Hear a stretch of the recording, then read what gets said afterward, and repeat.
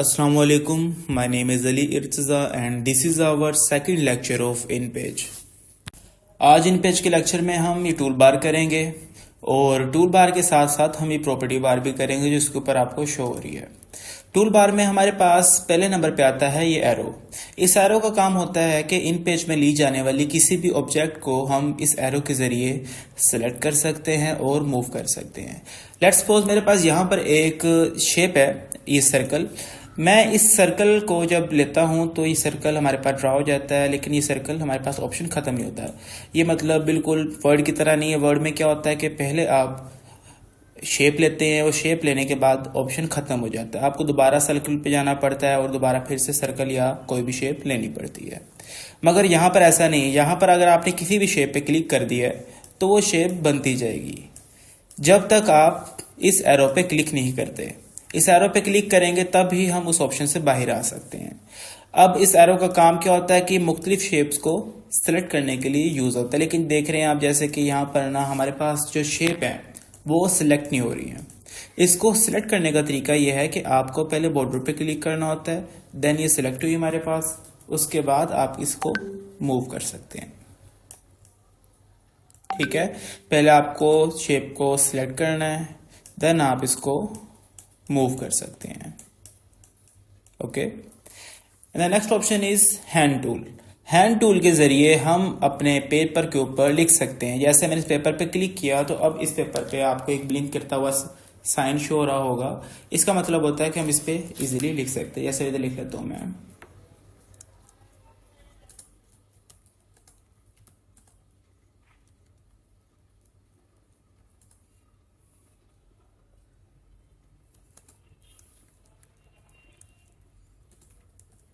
Okay.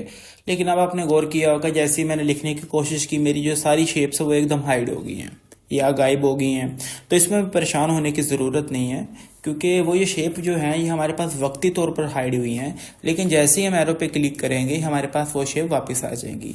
ये shape हमें hand tool पे क्लिक करने के बाद इसलिए हाइड हो जाती हैं क्योंकि हमें लिखने में आसानी रहे। अगर कोई शेप किसी टेक्स्ट के ऊपर आ रही है तो हमें लिखने में प्रॉब्लम हो सकती है, इसलिए उन्होंने ये शेप को हाइड कर दिया वक्ती तौर पर। इनके बाद आता है हमारे पास रोटेट वाला ऑप्शन। इस रोटेट वाले ऑप्शन के जरिए हम अपनी सिलेक्टेड ऑब्जेक्ट को मूव कर सकते हैं। जैसे कि मैंने इस शेप को सिलेक्ट किया है तो मैं इसको रोटेट पे क्लिक करके इस मर्जी एंगल में रोटेट कर सकता हूँ। लेकिन इसमें एक और चीज़ आपने ध्यान में रखनी है, आप सिलेक्ट करने के बाद जहां से क्लिक करके रोटेट करना स्टार्ट करेंगे उसी एंगल पे रोटेट होगी। जैसे अगर आप इधर क्लिक करेंगे तो ये देखें आपका सेंटर से रोटेट होगी, अगर आप कॉर्नर पे क्लिक करेंगे तो कॉर्नर से रोटेट होगी। ओके, ये रोटेट के हमारे पास यहाँ पे खासियत है। रोटेट वाले ऑप्शन के बाद हमारे पास यहाँ पे दो आंखें बनी हुई, ये हमने नहीं करनी है, लेकिन इसके बाद जो दो आइन बने हुए हैं ये हमने करने हैं। वैसे तो ये आइन बने हुए हैं लेकिन इन पेज की जुबान में हम इनको टेक्स्ट बॉक्सेस कहते हैं। आप देखेंगे कि यहाँ पर दो आइन है, एक आइन मुकम्मल डब्बा है, लेकिन जो दूसरा आइन है इसके नीचे डॉट्स बने हुए हैं। इसका मतलब ये है कि आप जब पहला आइन यूज करते हैं यानी कि पहले वाला टेक्स्ट बॉक्स यूज करते हैं तो वो जितना बना लेंगे उसमें उतना ही लिखा जाएगा। लेकिन जो डॉटेड आइन है इसका मतलब यह है कि आपने बस यहाँ पर चौड़ाई सेलेक्ट करनी है कि कितना चौड़ा आप लिखना चाहते हैं, उसके बाद आप जितना मर्जी इसके ऊपर लिख सकते हैं, इसकी कोई लिमिट नहीं है।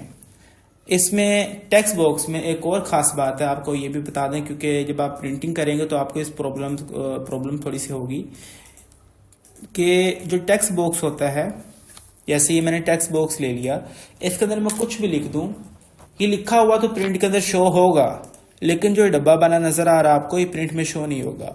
अगर हम चाहते हैं कि हमने अपने आइन के डब्बे को शो करना है या हम इसके इर्द की कोई डब्बा शो करना चाहते हैं तो देन आपको इसके लिए अलग सा एक टेक्स्ट बॉक्स ऊपर एक बॉक्स ऊपर लेना पड़ेगा। यानी कि जो हम आइन के अंदर या टेक्स्ट बॉक्स में यानी लिखेंगे वो सिर्फ लिखा हुआ शो होता है, जो बॉक्स बना होता है इसके इर्द गिर्द वो शो नहीं होगा। ओके, अब हमारे पास इसके बाद जो ऑप्शन आ रहा है वो है क्रॉस वाली शेप्स। आप देखेंगे तीन शेप्स हैं जिसमें एक सर्कल है, एक स्क्वायर है और एक राउंड कॉर्नर वाला सर्कल है। आप इसके ऊपर क्लिक करते हैं तो ये हमारे पास एक शेप आ जाती है, लेकिन जिसके अंदर एक क्रॉस बना हुआ है। इसका मतलब ये है कि हम इस पर अगर इसमें हम वैसे तो पिक्चर्स वगैरह ले सकते हैं। इसका लेने का तरीका ये है कि आपने जस्ट इसके ऊपर जाना है, राइट क्लिक करना है, इंपोर्ट पे क्लिक करेंगे और यहाँ से अगर हमने कोई पिक्चर लगानी है तो हम पिक्चर लगा सकते हैं। जैसे कि मैं डाउनलोड्स में जाता हूँ, नहीं शो हो रही, चलिए 1 मिनट दोबारा फिर से करते हैं। ये देखिए, ठीक है, यहाँ से हम क्या कर सकते हैं, अपनी पिक्चर को लगा सकते हैं। बाकायदा तौर पर पिक्चर को मूव भी कर सकते हैं। दोबारा हैंड टूल पे क्लिक करेंगे तो ये हमारे पास वापस आ जाएगा। ये जो तीनों शेप्स हैं इसका यही काम है, लेकिन ये तीनों शेप्स बहुत कम यूज होते हैं क्योंकि इन पेज के अंदर हम लोग पिक्चर्स वगैरह का बहुत कम यूज करते हैं। इसके बाद हमारे पास 3 शेप्स ये वाली आ रही है, डिजाइनिंग के लिए यूज होती है। आगे जाके आपको आइडिया हो जाएगा जब हम एक असाइनमेंट करेंगे, उसमें हमारे पास मुख्तलिफ किस्म की शेप्स यूज होती हैं। ये मेरे पास लाइन है और ये मेरे पास एक अनपैरेलल शेप है। वैसे तो स्क्वायर बनता है, लेकिन जब आप इस एरो पे क्लिक करके किसी भी एंगल पे पॉइंट पे क्लिक करते हैं तो ये वहां से एक नई नोड निकाल लेता है। अब हम आते हैं अपनी प्रॉपर्टी बार की तरफ। आप जिस तरह की ऑप्शन पे या जिस तरह की जगह पे क्लिक करेंगे आपको उसी तरह के ऑप्शन शो होंगे। पहले नंबर पे तो हम राइटिंग वाले ऑप्शन पे क्लिक करते हैं तो हमारे पास शो होते हैं ये वाले ऑप्शंस। एक अलाइनमेंट शो हो रही है, लेफ्ट, राइट, सेंटर। एक ये जस्टिफाइड है, ये वाला जस्टिफाइड है। ओके, इसके बाद हमारे पास शो होता है यहाँ पर इसका राइटिंग स्टाइल। अगर आप उर्दू लिख रहे हैं तो उर्दू वाला राइटिंग स्टाइल में सबसे ज्यादा यूज होने वाला राइटिंग स्टाइल नूरी नस्तालीक है। उसके बाद आप कोई भी राइटिंग स्टाइल दे सकते हैं। ये फॉन्ट साइज है हमारे पास, ये कलरिंग आ जाती है। इसके बाद आता है हमारे पास ये फॉन्ट स्टाइल। हम अपने सिलेक्टेड टेक्स्ट को यहां से जाके कलर वगैरह चेंज कर सकते हैं। इसके बाद वाले ऑप्शंस में बोल्ड और इटैलिक आते हैं जो एमएस वर्ड के अंदर थे। आप बोल्ड के जरिए गहरा कर सकते हैं, किसी भी शेप को इटैलिक के जरिए टेढ़ा कर सकते हैं। ये मेरे पास अलाइनमेंट्स हैं, वही सेम वाले ऑप्शंस जो वहाँ पर दिए हुए हैं। ये साइजिंग है इसकी, और इसके बाद वाला जो ऑप्शन है यहाँ से हम लोग इसके नीचे लाइन वगैरह लगा सकते हैं।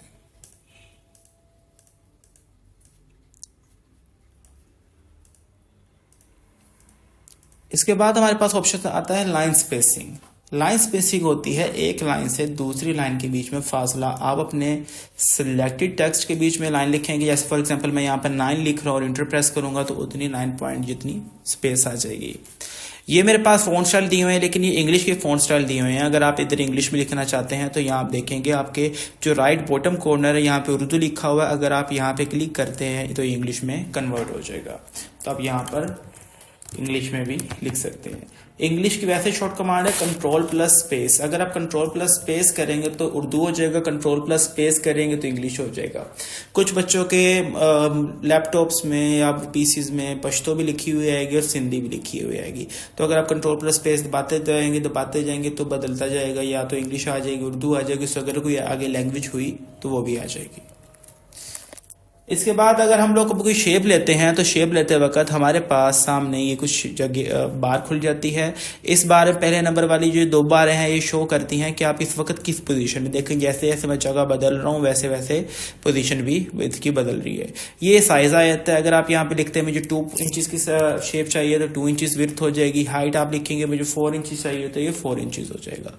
इसे कहते हैं आउटलाइन, यानी इधर से हम लोग आउटलाइन का कलर वगैरह बदल सकते हैं। और इसे कहते हैं विड्थ, हम यहाँ से आउटलाइन की विड्थ भी बदल सकते हैं। आप फिगर लिखेंगे, इंटर प्रेस करेंगे तो वो अप्लाई हो जाएगा सिलेक्टेड शेप पर।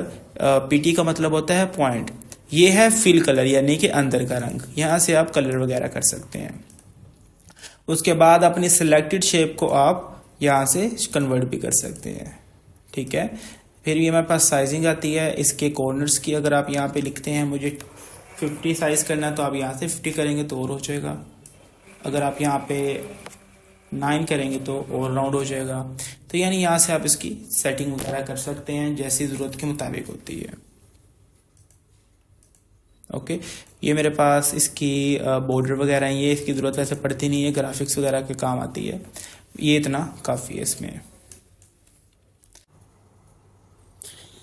आज हमने इन पेज की एक असाइनमेंट भी करनी है, मैं आपको दिखा देता हूँ। ये असाइनमेंट हमने करनी है। इसमें हमारे पास जो भी चीज़ें यूज़ होंगी, इसे करने के बाद आप लोग मुकम्मल इन पेज को सीख सकते हैं और उसको किसी भी तरीके से ऑफिशियल वर्क में यूज़ कर सकते हैं। इस असाइनमेंट में हमारे पास पहले नंबर पे तो ये एरोज आते हैं। इन एरोज को बनाने का तरीका सीखेंगे हम लोग। देन हम लोग इसमें इंग्लिश सीखेंगे और ये शेप्स बनाने का तरीका और स्टाइलिंग, फॉन्ट स्टाइल्स, और इसके अलावा हम लोग इसकी पैराग्राफ की सेटिंग वगैरह भी इसमें सीखेंगे। तो सबसे पहले मैं एक पेपर लेता हूँ। ये जो एरो बने हुए हैं, इस एरो को हम लोग एंड पे बनाएंगे। ये जो एरो बने हुए हैं, इसके 1 मिनट में आपको दिखाता हूँ। ये वाले, ये हम एंड पे बनाएंगे। इसके बाद जो बाकी हिस्सा वो हम अभी शुरू करेंगे। पहले नंबर पे मैं एक लाइन खींच लेता हूँ।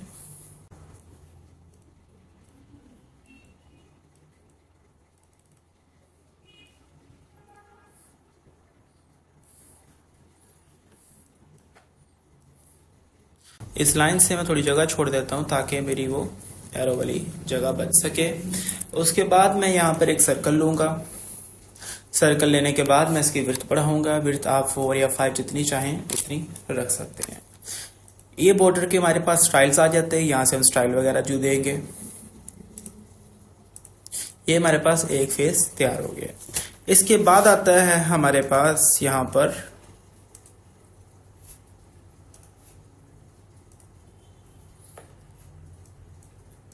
ये वाली शेप। इस शेप को बनाने का तरीका ऐसे है कि आपको सबसे पहले करना होता है यहाँ पर एक ये वाली शेप लेनी होती है। उसके बाद आप एरो पे क्लिक करेंगे। एरो पे क्लिक करने के बाद आप कॉर्नर पे क्लिक करेंगे और यहां से पकड़ के इसको इस तरह कर्व कर देंगे। दोबारा फिर देख लें, आप कॉर्नर पे क्लिक करेंगे। कॉर्नर का कहीं और पे क्लिक होगा तो इस तरह का आपका काम हो जाएगा। तो ऐसे नहीं करना, आपने बिल्कुल कॉर्नर पे क्लिक करना है। देन आपने इसको पकड़ के ऐसे ले जाना है।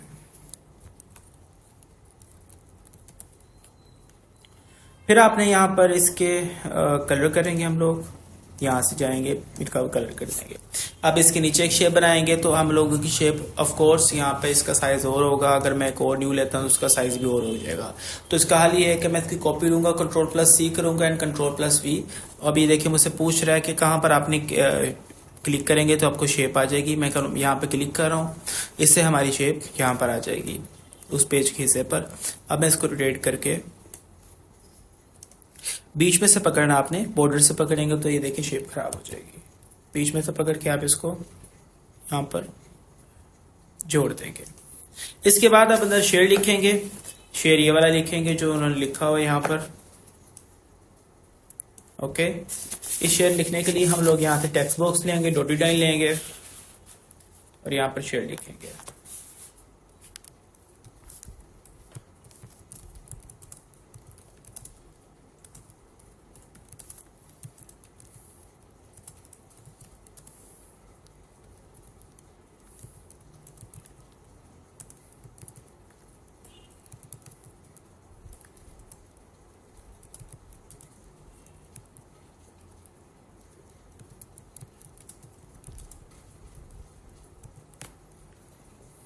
ओके, सो अब यहाँ पर मैं इसकी साइजिंग को थोड़ी सी करूंगा और यहाँ से इसको जस्टिफाई कर दूंगा।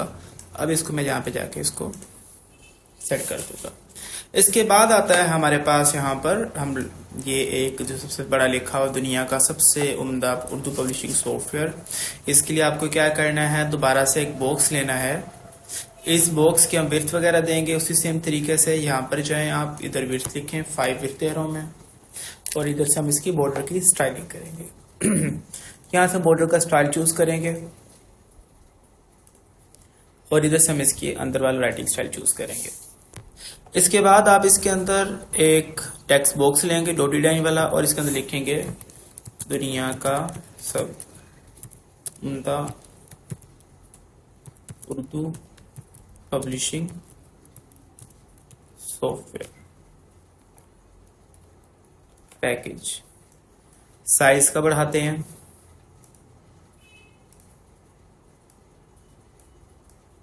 ठीक है। इसको थोड़ा सा बॉक्स को हम बड़ा भी कर सकते हैं वैसे तो।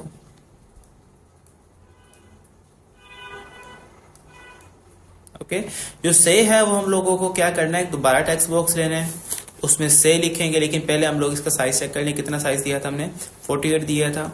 यहाँ पे क्लिक करके हम इसको 48 साइज देंगे और डब्बे से पकड़ के इसको यहाँ पर ले जाएंगे। ओके, ये हमारा बन गया दुनिया का सबसे उम्दा उर्दू पब्लिशिंग सॉफ्टवेयर। अब इसके बाद आता है हमारे पास यहाँ पर हमने इन पेज लिखना है इस तरीके से, इन पेज, देन प्रोफेशनल, और ये 2 हमजा और 7।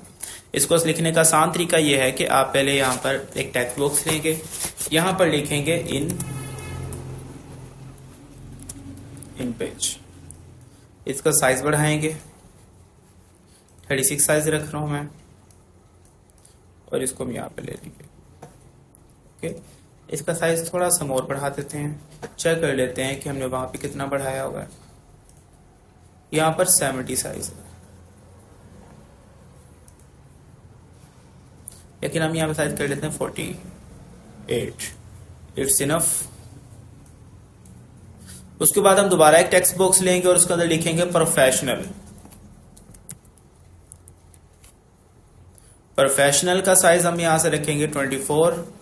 उसके बाद हम लोग इसकी कॉपी पेस्ट करेंगे, एक कॉपी ले लेंगे और यहां पर हम लिखेंगे इसका 2 हमजा,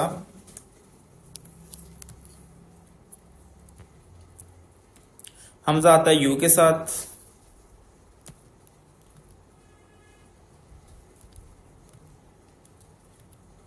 दो 2024 मैंने लिख लिया है। अब इसके बाद हम देखेंगे यहाँ पर हमारे पास एक उर्दू में तहरीर लिखी हुई नजर आ रही है, ठीक है, या स्नादी वगैरह, और ये अरबी में 2 तहरीरें लिखी नजर आ रही हैं। इसको हम लोग कवर करेंगे। इसके लिए पहले नंबर पे आप डॉटेड लाइन लेंगे और डॉटेड लाइन में लिखेंगे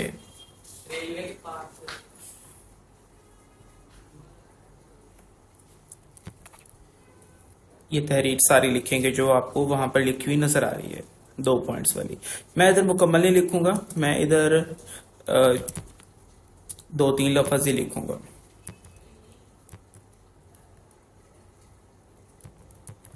इसका राइटिंग स्टाइल यहां पर यूज किया उन्होंने आसार।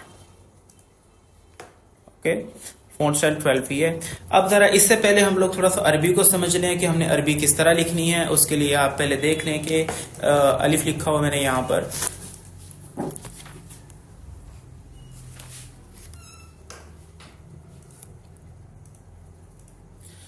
तो जो हमारा फोनेटिक कीबोर्ड है उसके अंदर जो हम लोग अलिफ के ऊपर रबर लगाते हैं, हम लगाते हैं शिफ्ट दबा के ग्रेटर देन के निशान से। उसके बाद जो जेर होती है हम उसके साफ वाले निशान से लगाते हैं। पेश लगाते हैं हम लोग शिफ्ट पी के साथ। ओके, ये जो हमारे पास कीबोर्ड बना हुआ है इधर प्रेफरेंस के अंदर, इसको आप लोग पहले देखिएगा। इसके अंदर जो हमारे पास ये देखिए ये जबर है और ये जेर दी हुई है हमारे पास, ठीक है। देन ये इसके ऊपर शद दी हुई है, पेश दी हुई है पे के ऊपर, पी के ऊपर, ये देखें, ठीक है।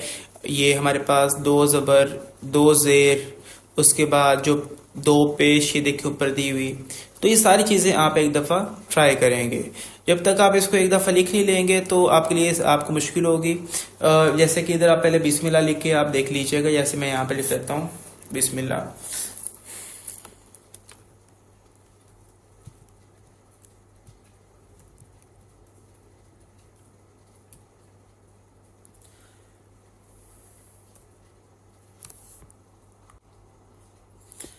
इसे बेहतर समझने के लिए आप यहाँ पर पहले बिस्मिल्लाह लिख लीजिएगा जबर जेर के साथ, जैसे मैं आपको यहाँ पर भी लिख के दिखाता हूँ। पहले आप बे लिखेंगे यानी बी के साथ, फिर आप जेर लगाएंगे सीन, और उसके बाद सत्ते का निशान, फिर मीम और फिर जेर, फिर स्पेस देकर आप अल्लाह लिखेंगे। अल्लाह लिखने के लिए 2 दफा लाम लगाएंगे, फिर हम शत लगाने के लिए शिफ्ट डैश प्रेस करेंगे और खड़ी जबर के लिए शिफ्ट आई।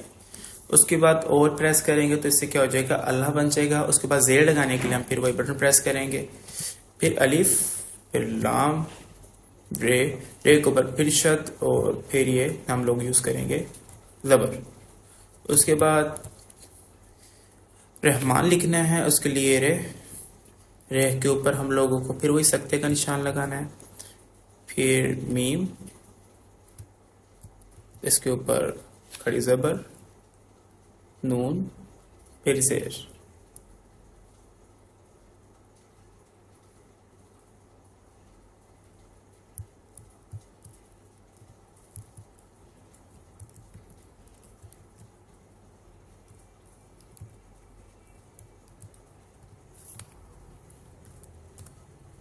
फिर अलिफ लाम रे, उसके बाद ये शद ज़बर हीम लिखेंगे। हीम के लिए पहले हम लोगों के हे के नीचे जेर लगानी होगी, फिर छोटी ये आई के साथ सकता का निशान और मीम।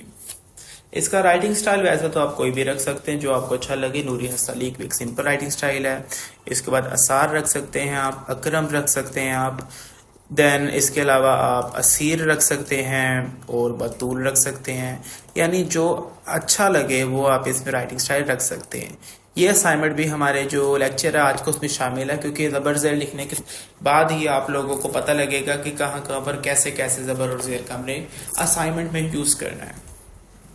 ओके, सो उसके लिए तो अब ये ज़बर ज़ेर हम आप क्या करेंगे कि यहाँ तक आप बना लेंगे।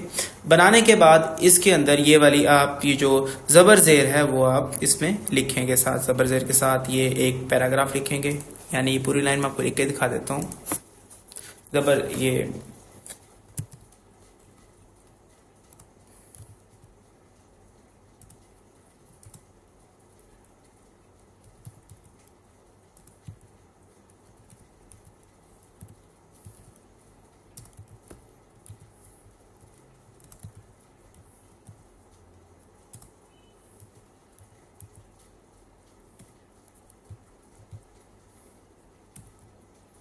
ओके।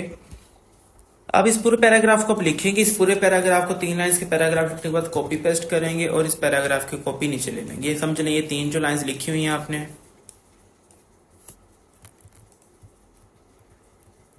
ठीक है, यही 3 लाइंस आपने क्या करनी होगी, कॉपी लेकर इधर नीचे लगा लेनी होगी। बस इतना सा काम है। लेकिन आपको ये भी करना होगा कि इसका राइटिंग स्टाइल थोड़ा सा आपको बोल्ड करके बड़ा कर देना है। 12 है तो इसको आप करते हैं 14। इसका राइटिंग स्टाइल थोड़ा साइज भी छोटा करना पड़ेगा आपको, ओके, क्योंकि हम लोगों को इसके अंदर एक और चीज बनानी है। एक आपने दोबारा से बॉक्स लेना है बड़ा सारा, ठीक है। इस बॉक्स के अंदर आप लिखेंगे अरबी, फारसी, सिंधी, पश्तो और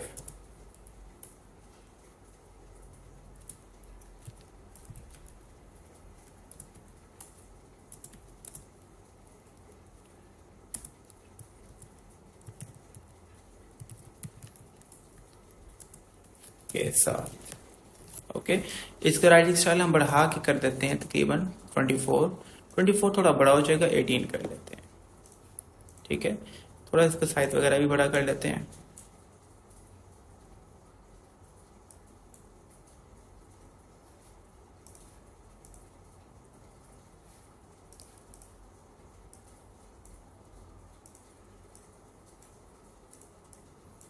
ठीक है, सो अब इसके अंदर हमें क्या करना है कि पहले नंबर पे तो हम इसको सेलेक्ट करके यहाँ से जस्टिफाई कर देना है। जस्टिफाई करने के बाद इसको बोल्ड कर देना है। एंड बोल्ड करने के बाद आपने क्या करना है कि पहले नंबर पे आपने इस राइटिंग को सिलेक्ट करना है।